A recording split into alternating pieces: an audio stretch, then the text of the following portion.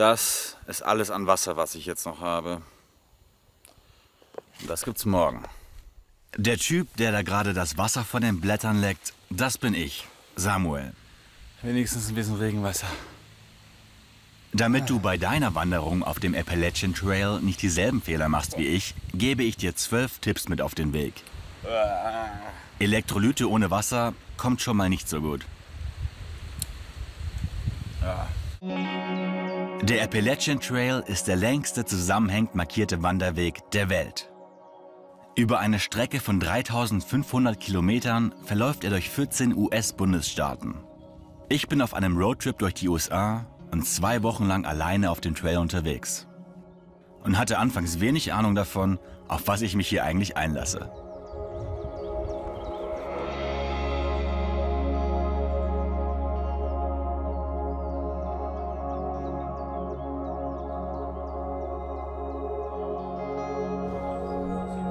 Neben Thru-Hikern, die den gesamten Trail bewältigen, gibt es auch Section-Hiker wie mich, die nur einen Teil des Trails gehen. Die Auswahl fällt schwer, denn jeder einzelne Abschnitt verspricht etwas Besonderes.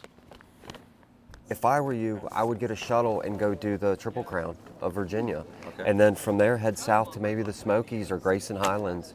You can do Grayson Highlands and hike right into Damascus, which is Hikertown, USA, they call it. Erster Tipp, lass dich nicht von der Frage stressen, von wo du am besten startest. Ich selbst wandere vom Shenandoah Nationalpark in Virginia los und laufe Richtung Süden. Warum ich beim nächsten Mal jedoch besser Richtung Norden laufen würde, verrate ich später. Das sind übrigens Richard und seine Freundin Kara. Die beiden haben sich auf dem Appalachian Trail kennengelernt. We get to a shelter and we're setting up our tent when I hear in the distance that laugh. Seitdem sind sie ein Paar und kommen als Trail Angels immer wieder auf den Appalachian Trail zurück, um Anfängern wie mir hilfreiche Tipps zu geben. And I still have like a long sleeve. That's merino wool. So actually, I would get rid of that as well. It's super lightweight actually, and It's probably about 2.5 to 3 ounces. and in case that this is not warm enough, I have something more. What you just said, in case, is what we call packing our fears. In case, just in case. What if this happens? It's packing your fears. You won't need this. That's what you need, and this is all. It can get a bit chilly at night, maybe. We'll see. Rich hat mir gerade dabei geholfen, mich von all diesen Sachen zu verabschieden, weil ich sie während dem Wandern einfach nicht brauche. Das sind einige Kilos. Yeah, put it on so you can feel what you're missing. Zweiter Tipp, prüfe genau, was du wirklich brauchst. Auf dem Trail läuft man meistens unter einem Laubdach. Sonnencreme brauche ich also schon mal nicht. Essen nur für 2 bis 3 Tage. Einkaufsmöglichkeiten gibt es genug. Does that feel better? So much better. Tipp 3, verschicke Überflüssiges per Post an deinen Zielort. In meinem Fall erledigen Rich und Kara das für mich. Guys, I don't know like how this trip would have turned out without you guys.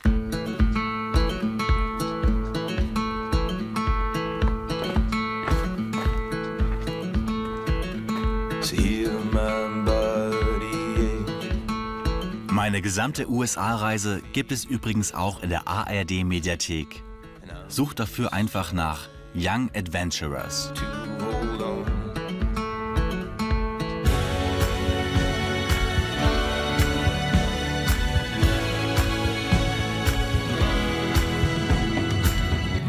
Hello. It's just Sam. How are you? Mein vierter Tipp, sei bereit, einer Vielzahl von Tieren zu begegnen. Darunter auch Bären und Schlangen. Eine Klapperschlange. Einfach mitten auf dem Weg.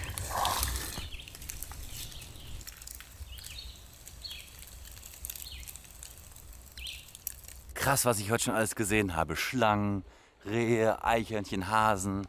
Hier gibt es sogar Bären. Das ist echt eine ganz andere Natur, als ich es gewohnt bin. Abgefahren, wie lebendig die ist. Solltest du einem amerikanischen Schwarzbären begegnen, renne bloß nicht weg. Bleib stehen, mach dich groß und mach Lärm. Jetzt noch so 200 Höhenmeter und da bin ich am Shelter. Dank der App Farout, die hier wirklich jeder Wanderer benutzt, weiß ich genau, wo ich bin und wo ich lang muss. Außerdem sind hier alle 5 Minuten diese weißen Markierungen an den Bäumen. Und so kann man den Weg eigentlich überhaupt nicht verfehlen. Tipp Nummer 5. Lade dir die App Farout herunter. Die ist leider nicht kostenlos, aber mit $10 pro Karte auch nicht zu teuer. Tipp 6. Wenn du auf möglichst viele Menschen treffen möchtest, lauf vom Süden in den Norden. Sieht mal wieder nicht so danach aus. Dann gehst du mit dem Hauptstrom der Wanderer. Auf wherearethehikers.com siehst du die Wanderer, die von März bis Oktober die gesamte Strecke von Georgia bis nach Maine laufen. Die Nächte hier draußen sind echt wunderschön, aber auch verdammt einsam. Ich habe irgendwie gehofft, dass ich auf mehr Leute treffe.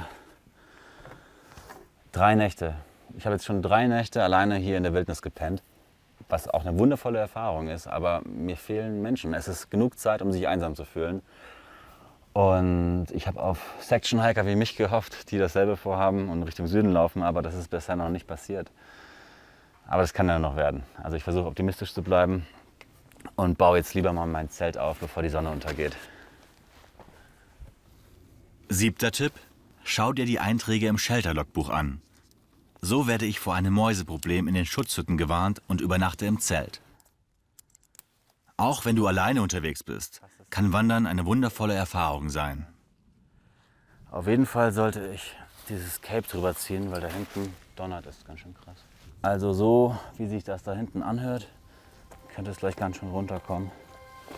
Wenn du Einsamkeit suchst, wirst du auf jeden Fall dein eigenes Abenteuer finden. Es ist gerade total die abgefahrene Stimmung. Hier blitzen gerade noch die letzten Sonnenstrahlen durch die Äste. Ich merke, wie der Wind peitscht und die Äste fallen von den Bäumen. Es ist total surreal.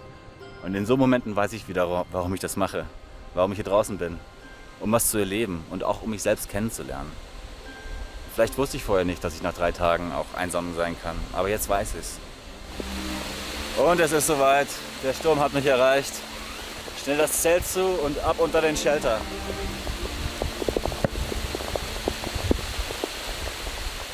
Für das Abendessen brauche ich aber noch Wasser. Und ich weiß, dass da hinten eine gute Quelle ist. Tipp 8. Ein Wasserfilter darf in keiner Ausrüstung fehlen.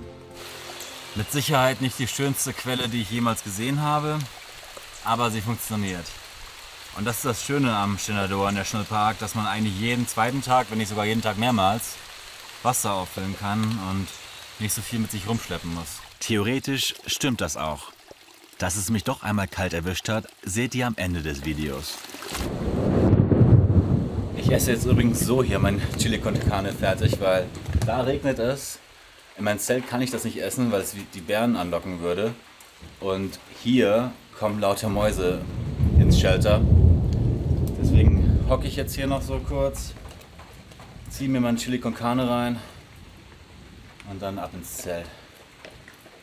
Bären können übrigens auch Zahnpasta riechen. Deswegen Tipp 9. Zahnpasta gehört mit allen Lebensmitteln in einem Beutel an der Bärenstange aufgehängt. Am Morgen erreiche ich die nächste Straße. Hello.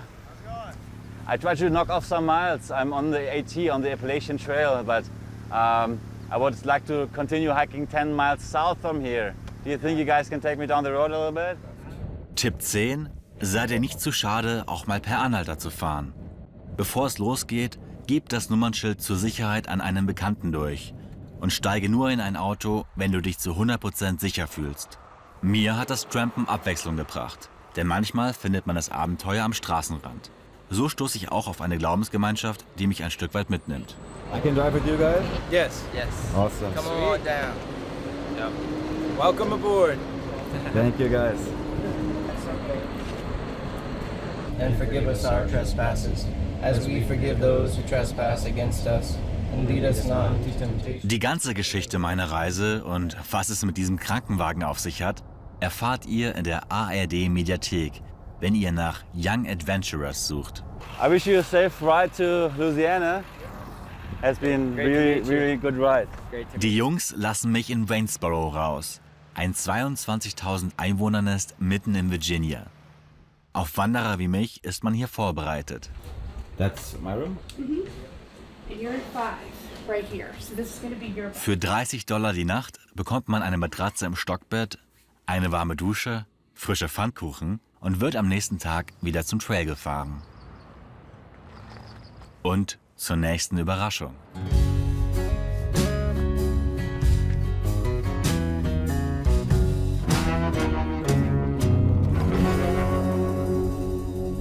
Laut meiner App sollte eigentlich genau hier eine Wasserstelle sein, aber hier ist mal gar nichts. Die nächste soll erst in 10 Kilometern kommen. Und die letzte war vor 3 Kilometern. Also laufe ich zurück zur letzten Wasserstelle.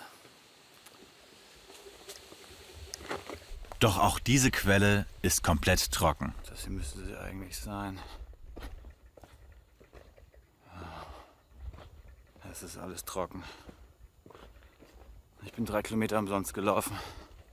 Das ist alles an Wasser, was ich jetzt noch habe. Und das gibt's morgen. Das wird ein Festmahl. Eigentlich, ich würde es jetzt so gerne trinken, eigentlich. Wenigstens ein bisschen Regenwasser.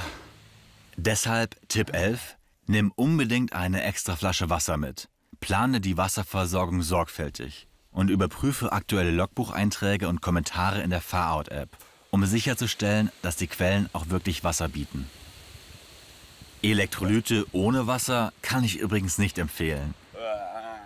Als ich vor 2 Wochen meine Reise in New York begonnen habe, wollte ich irgendwann den Großstadtlärm hinter mir lassen. In New York sehnte ich mich noch nach Einsamkeit und Wildnis. Und kaum ist man hier draußen, möchte ich wieder unter Menschen. Man möchte immer das, was man gerade nicht hat. Anstatt einfach mal mit dem zufrieden zu sein, was ist. Und das bin ich jetzt auch. Manchmal ist Zufriedensein nämlich auch eine Entscheidung. Mein Wasserproblem muss ich morgen aber in den Griff kriegen, weil lange halte ich das nicht aus. Und ich hätte auch Bock auf was anderes zu essen als Schokoriegel.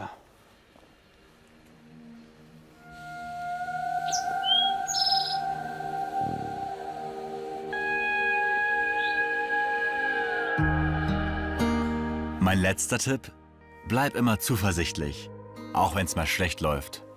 Nicht immer ist die Natur gegen dich.